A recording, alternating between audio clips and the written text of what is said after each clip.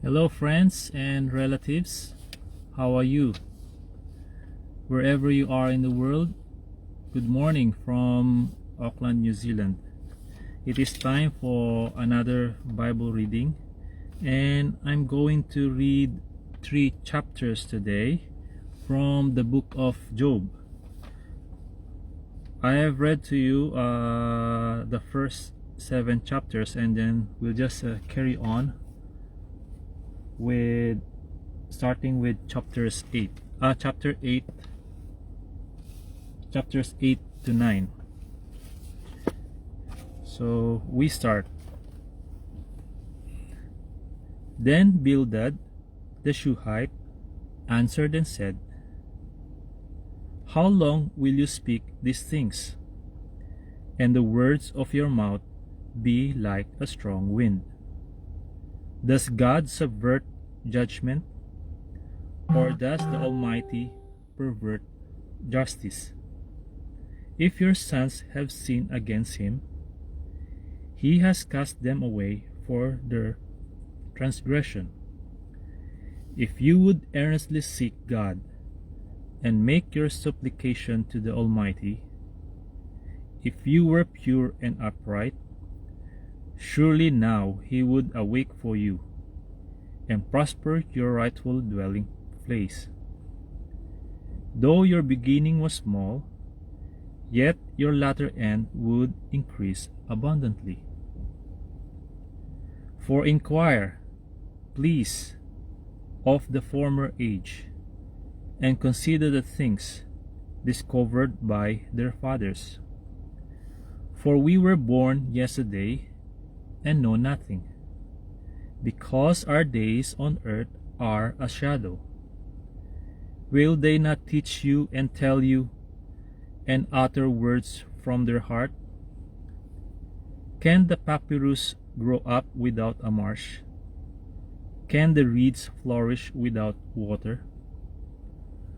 While it is yet green and not cut down, it withers before any other plant.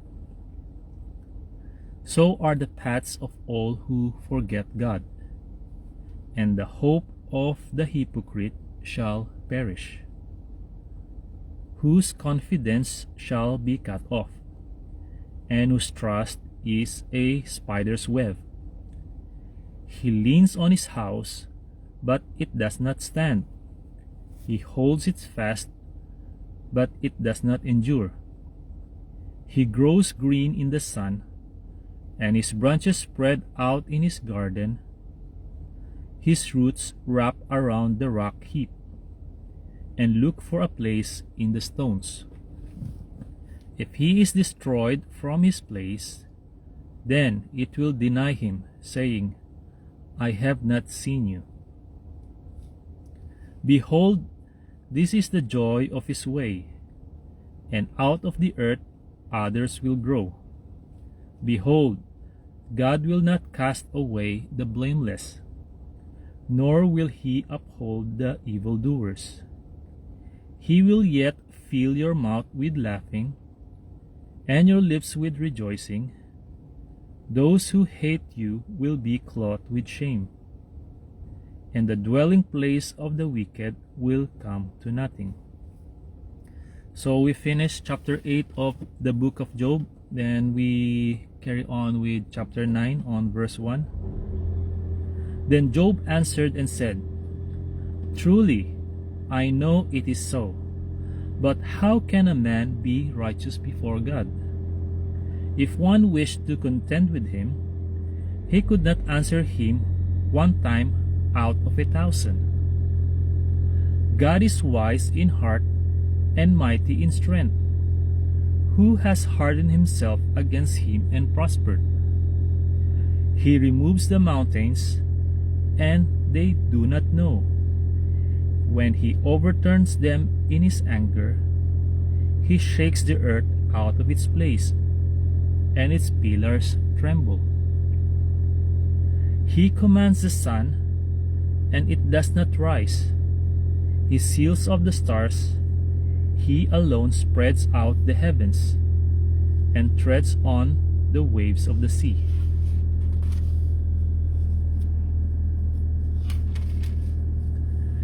He made the bear, Orion, and the Pleiades, and the chambers of the south. He does great things past finding out. Yes, wonders without number. If he goes by me, I do not see him. If he moves past, I do not perceive him. If he takes away, who can hinder him? Who can say to him, "What are you doing?" God will not withdraw his anger. The allies of the proud lie prostrate beneath him. How then can I answer him, and choose my words to reason with him? For though I were righteous, I could not answer him. I would beg mercy of my judge. If I called and he answered me, I would not believe that he was listening to my voice. For he crushes me with a tempest, and multiplies my wounds without cause. He will not allow me to catch my breath, but fills me with bitterness. If it is a matter of strength, indeed he is strong. And if of justice, who will appoint my day in court? Though I were righteous, my own mouth would condemn me. Though I were blameless, it would prove me perverse. I am blameless, yet I do not know myself. I despise my life. It is all one thing. Therefore I say, he destroys the blameless and the wicked. If the scourge slays suddenly, he laughs at the plight of the innocent. The earth is given into the hand of the wicked. He covers the faces of its judges. If it is not he, who else could it be? Now my days are swifter than a runner. They flee away, they see no good. They pass like swift ships, like an eagle swooping on its prey.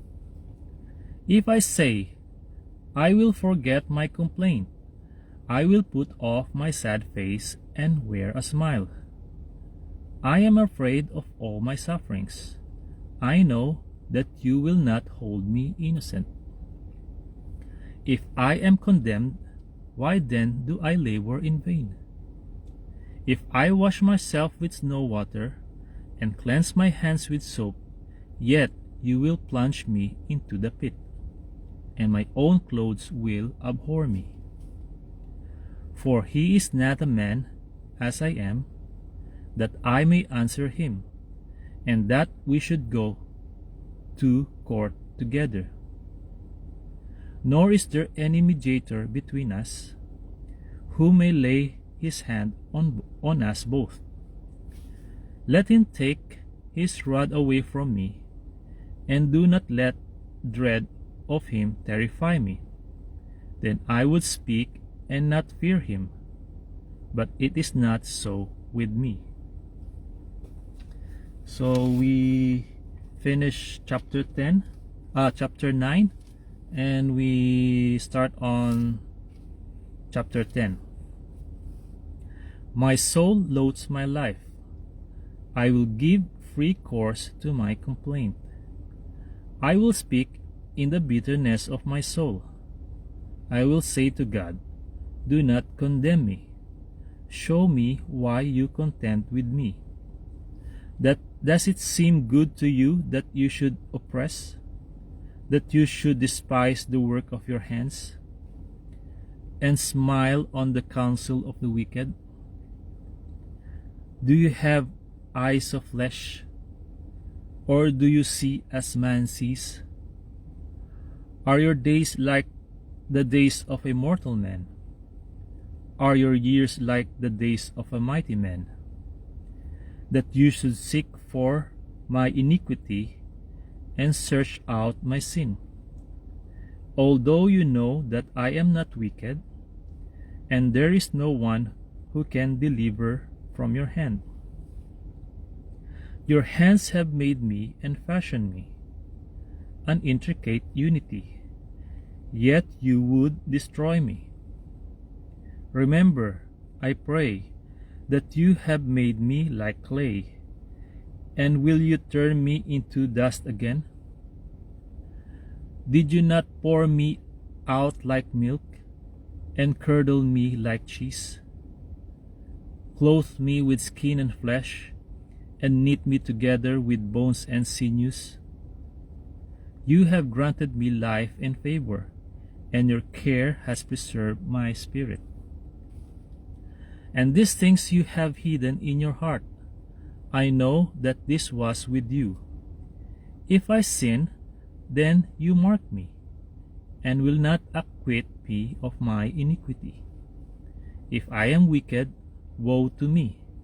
If I am righteous, even if I am righteous, I cannot lift up my head. I am full of disgrace. See my misery. If my head is exalted, you hunt me like a fierce lion, and again you show yourself awesome against me.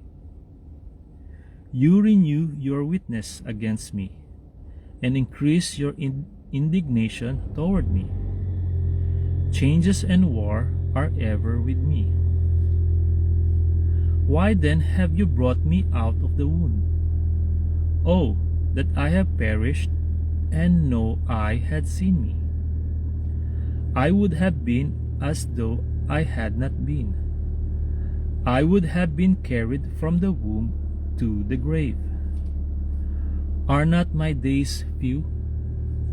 Cease, leave me alone, that I may take a little comfort, before I go to the place from which I shall not return, to the land of darkness and the shadow of death, a land as dark as darkness itself, as the shadow of death, without any order, where even the light is like darkness. Okay, friends and relatives, that's all for now. But before I go, if you think my Bible reading will benefit you and your beloved friends, then I would like to request you to please feel free to share it in your profile. In that way, the Word of God will spread and be heard from every part of the earth. Thank you very much for listening. God bless you all.